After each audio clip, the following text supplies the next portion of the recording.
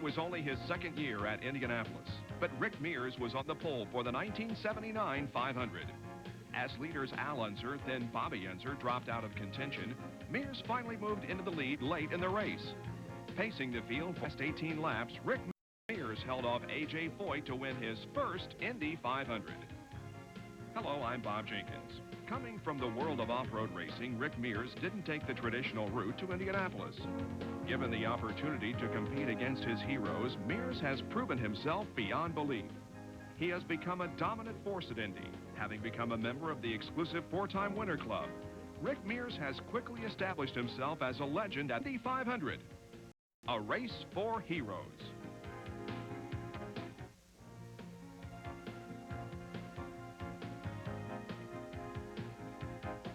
As part of one of the most successful teams in auto racing, Rick Mears takes his role seriously. It's a role he's known from his early days as part of a racing family. Starting with motorcycles and moving quickly to dune buggies, Rick Mears made a name for himself in the off-road. Often, his toughest competition came from his brother, Roger. We weren't like a lot of the brothers that raced where, you know, they'd get out there and they would get so into outrunning each other that they got tight-lipped when they got back in the pits. That wasn't the way. I was always open to help him on something that I learned and him with me. And I think that's one of the things that really helped us progress. And not only that, between the two of us, but our expert father on the sidelines, you know, pitching and saying, hey, you know, look better if you do this, and what if you try that? And, you know, so between it's actually like three heads together to make that really happen. In 1976, Rick was driving Super Bs and Formula 5000 for Bill Simpson when he got his first shot in an Indy car. So we went to Ontario, we ran the race, and we finished, and Art was happy, and I was happy, and we went on down the road. And that's the way the IndyCar deal started. I knew it was a big step, you know, from the Super B, but I thought, well, we're going to go try it and see what it's like. And next thing I know, I'm out there driving around with my heroes. The following year, Mears made it to Indy, but driving an old Offenhauser-powered Eagle, he was unable to qualify. Car owner Roger Penske had a few words of advice for the rookie. Because I remember saying something to him in the effect, and he says, hey, how you doing? And I remember saying something to the effect that I'm so bumpy right now, I don't know, you know, what to do next. I've tried everything I can think of. And he just kind of gave me the reassurance of, hey, you know, relax and don't get into trouble. You know, just kind of reassured me a little bit like that. And that's all it said. When he returned to the Speedway in 1978, Rick Mears was a part of the Penske operation, joining Mario Andretti and Tom Sneva. Driving behind two established veterans, Mears was under no pressure to perform. That was one of the things Roger was always, hey, you know, get your laps in, go out and qualify. If it's fast enough, fine. If it's not, don't worry about it. We've, you know, at that time, like when I started, we've got Sneva, and, you know, we've got Andretti, Unser, or somebody like that, depending on the time, to do that. You know, they can stand on the gas. You get your experience, you get your laps in, and just learn. Just trying to learn, Mears became one of the first drivers ever to top the 200-mile-per-hour mark. Hoping to get a good jump at the start, Rick lost a gear almost immediately. What bothered me about that is everybody thought, oh, here's this rookie. You know, and here I am, I don't have a gear. You know, I shift into high gear and it just dies. Just fell on its face. And I'm thinking, oh, this is embarrassing, you know, in front of all these people. And I know, because there had been things said, you know, after qualifying about the rookie on the front row. And I was bound determined I was not going to make a mistake, period. I am not going to make a mistake on the start of this race. Rick recovered and was able to run a strong race. Just before the way mark, he was holding on to 5th place when engine trouble forced him to the sidelines. Still, it was a fine performance, and Mears was named co-rookie of the year along with Larry Rice. Tom Sneva left the Penske team for 79, but appeared to have the pole wrapped up for a record 3rd consecutive year.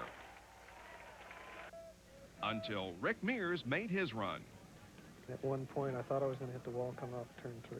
It's one of those deals where it's either, okay, I can go ahead and lift the pedal a little bit and make shift.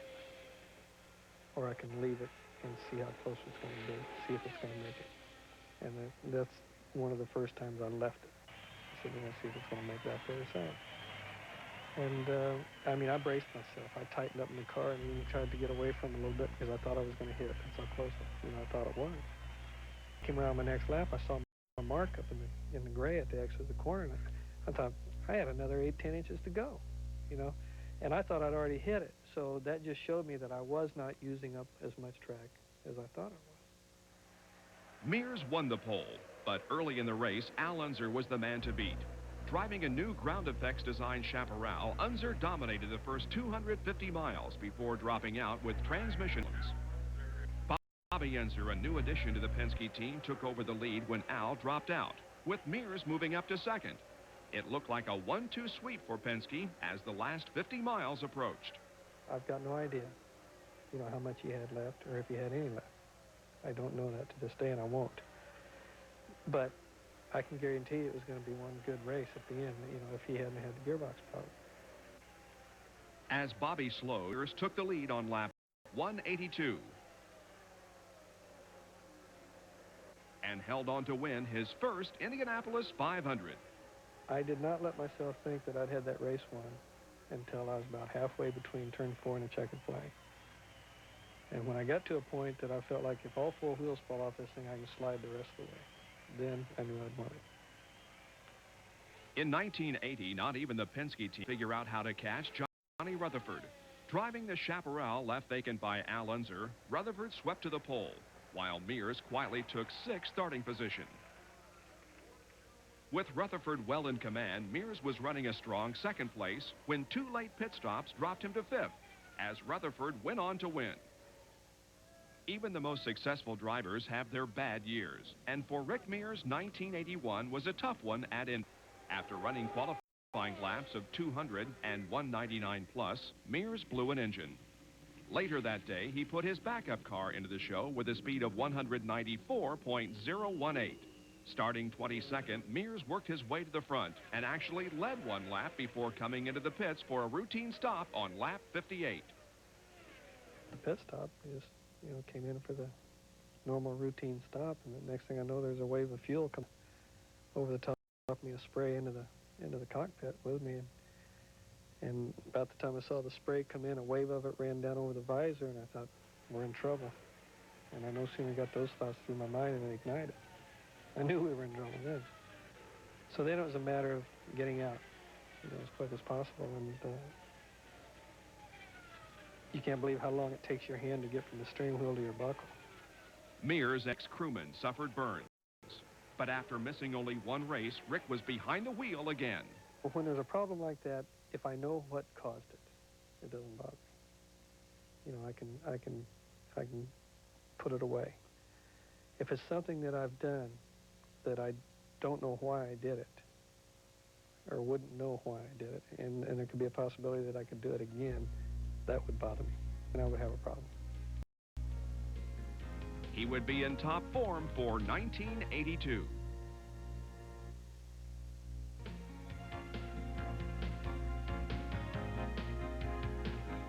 Driving a new Penske chassis for 1982, Rick Mears qualified for the pole with a new track record of more than 207 miles per hour. And to make this race even more special, Roger Mears made the field as well. It didn't know which one of us got the break first. Because we knew whichever one of us got a break, it would help the other. So, we were, whichever way it would turn out to get a break, we were happy for each other. And we've always been that way all through the racing. We race together, we put our heads together. I think that's a lot of where, learning the teamwork came into play. Because we worked together as a team. Even though we ended up usually in a racing that we were in, we were our main competitor. The Battle of the Brothers never materialized as Roger was eliminated in this accident coming down for the start. On the restart, A.J. Foyt took command with Rick Mears and Gordon Johncock battling for second. When A.J. dropped out with transmission problems, it became a 2-car race between Mears and Johncock. The lead went back and forth, and with 30 laps to go, Johncock was ahead only a few yards. Both had 1 scheduled pit stop remaining. On lap 183, Mears came in for his stop, but couldn't get past Herm Johnson. He put the brakes on pretty good while he was still in that lane to turn into his pit. He wasn't totally into the left lane before he really stood on the brakes, and it snuck up on me, when he did that. So I hit the brakes and slid up and bumped him with the wing. Luckily, he got the wing under the tire, his rear tire, and it just bumped it. It actually picked the back of his car up a little bit, but fortunately, for an unknown reason, it just happened to hit in a way that didn't break anything, and we were very lucky there. So that added time to the pit stop. Another costly mistake was taking on a full load of fuel. 3 laps later, John Cock made his stop. He was in and out quickly, taking on only enough fuel to finish the race. With 12 laps to go, John Cock held a seemingly comfortable 11-second margin over Mears. Soon, the gap was only 8 seconds, then 6.5. Mears was closing in at about a second a lap. If he could keep it up, he would pull even for the final lap. Coming down for the white flag, Mears pulled alongside and nudged past John Cock, but had to back off in turn 1. I'd never had a problem throughout the day passing. The car was working long enough that I could get by him. That next last lap, he showed me more than he'd been showing me all day. Everyone was on their feet. John Cock came out of the last turn with Mears close behind. One last charge by Mears left him just short at the checkered flag in the closest finish ever at Indy. Felt we ran a good race. I was happy with myself. Driving. I felt I'd made the right decisions. Obviously that can be argued as far as if I'd have tried to stay under Gordy in the last lap. But from my seat, it wouldn't have worked. Gordy did not cut me off, which I'd heard, and you hear people talk about it and talk about me off. He didn't cut me off. He had the corner. He had a nose ahead. He had the line, and I just didn't get far enough beside him. Disappointed with his second-place finish the year before, Mears was able to qualify for the outside front row position for the 1983 race. Fighting handling problems all day, Rick finished the race on the lead lap, taking third behind Tom Sneva and Al Unser Sr. In 1984, struggling with the Penske chassis for 2 races, the team purchased brand new Marches for Indy. And for the second consecutive year, Mears qualified for the outside of the first row. After an unusually short run on Carburetion Day, Rick was ready to go. He always goes out and runs that full hour, hour and a half, or 2 hours, whatever it is, test, trying to get the car in where it handled. This time he went out and made just about 3-4 laps or 6 and come back with a big grin on his face and says, "Park it, we're ready to go racing." Taking the lead at the start, Rick Mears became the first driver ever to lead the race at some point 6 consecutive years. When Mears and second-place driver Tom Sneva pitted on lap 25, Mario Andretti inherited the lead and took off. Running record speeds, Mario was in control. By the halfway mark, Andretti had dropped from the front with an exhaust leak. It was now a 2-car race between Sneva and Mears. The 2 leaders pulled away from the pack, putting a lap on everybody. It looked like a possible repeat of the Mears-John Cock finish of '82. But on lap 168, Sneva broke a CV joint. Mears went on to win his second 500 by 2 laps over second-place finisher Roberto Guerrero.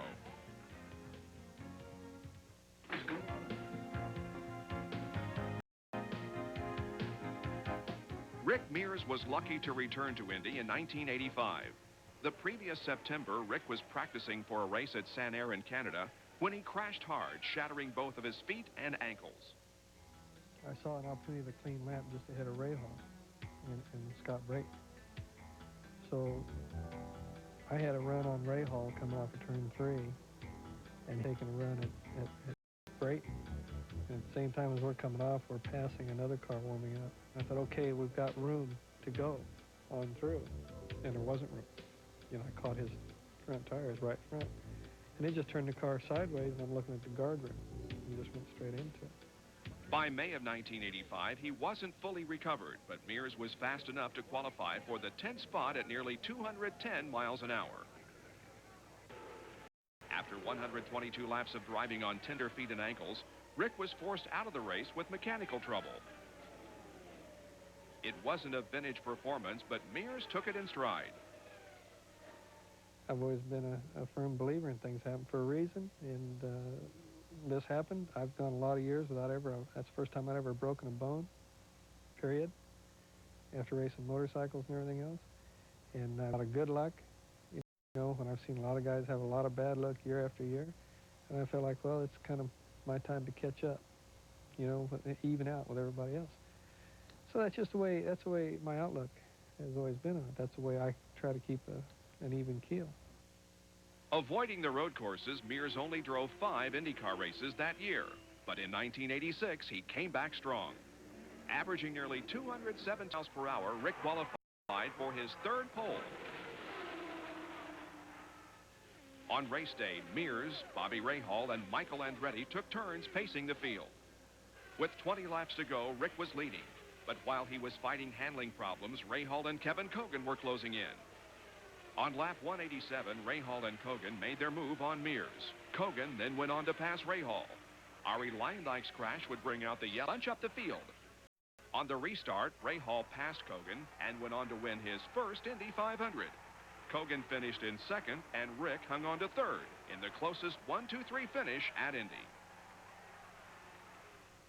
In 1987, Mears qualified for the outside of the front row.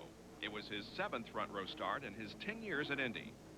By lap 75, Rick was out of the race, and teammate Al Unser went on to take the checkered for his 4th Indianapolis victory. In 1988, Mears and Mario Andretti traded practice laps hovering near 220 miles an hour. Rick qualified for his record 4th pole position with a speed of 219.198. Joining him on the front row were Penske teammates Danny Sullivan and Al Unser, the first time one team commanded the top 3 spots. On race day, Sullivan got the jump at the start with Mears in 2nd. On the 19th lap, handling problems dropped Rick to 5th place. Sullivan continued to pull away as Mears struggled, eventually dropping a full lap behind. But a wing adjustment and a little help on a restart from Sullivan had Rick back challenging for the lead by the halfway mark. Sullivan was eliminated when he crashed on lap 105. And on lap 123, Rick pulled into the lead for good en route to his 3rd win. In 1989, Rick captured his record 5th pole, but race day would see him drop out just past the halfway point with mechanical trouble. 1990 had Rick in a familiar spot, the front row. Teammate Emerson Fittipaldi edged out Mears for the pole, and the two lined up next to each other on race day. This would not be Rick's year.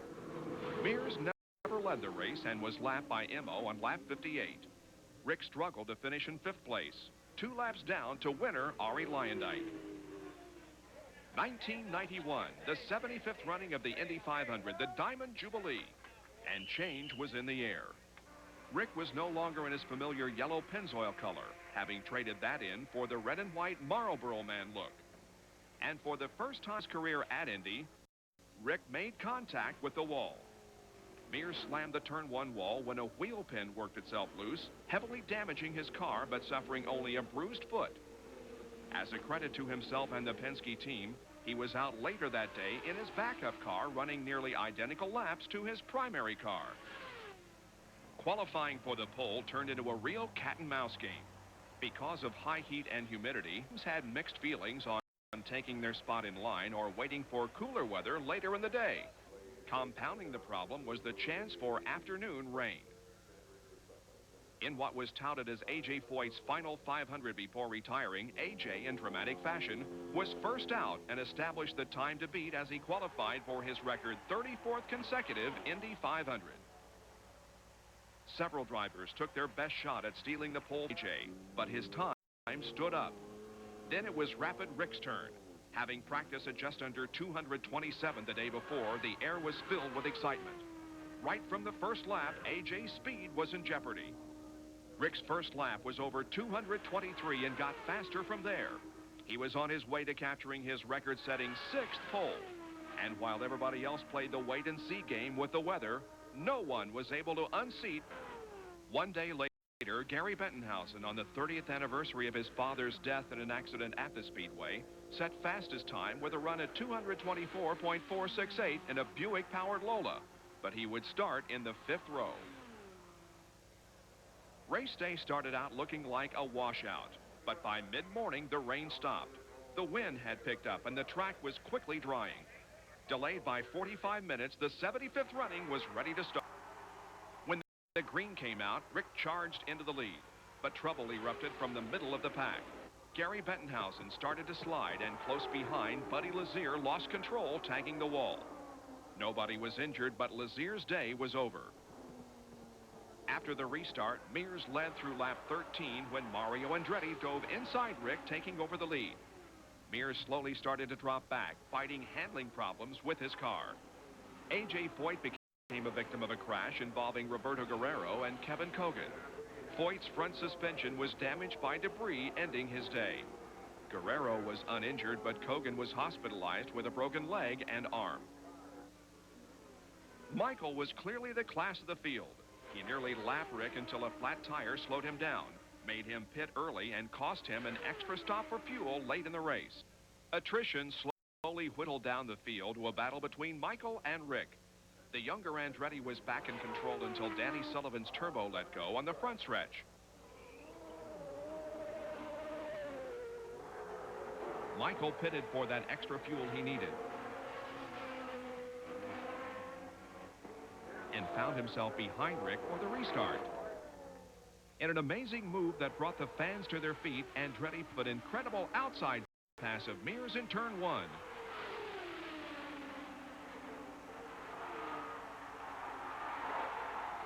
Rick stayed on Michael's tail, and not to be outdone, returned the favor by pulling off an equally incredible outside pass in the same spot. Rick slowly pulled away, and even a late race yellow caused by Mario's tire machine couldn't help Michael regain. Mears powered his way to his record-tying 4th Indy 500 win and team owner Roger Penske's record-setting 8th victory.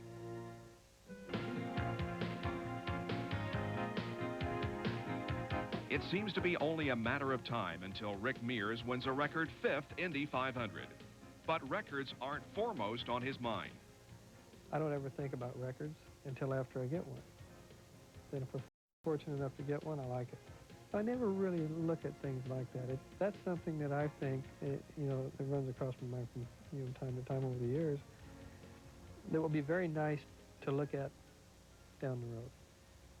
That's something that later on, after I've retired from the racing and have gotten away from it, it'll be a lot of fun to go back and take a look at things like that. And then go back to the scrap or whatever. That's something to save, for later. If he stays with Penske, and Penske keeps building the competitive race cars that he's giving his drivers today, Rick will probably be the first 5-time winner of the Indy 500. He has that ability. Loved by fans and respected by fellow drivers, Rick seemed to rewrite the record books. His smooth, fast style has earned him a place in history at the Indy 500, a race for heroes.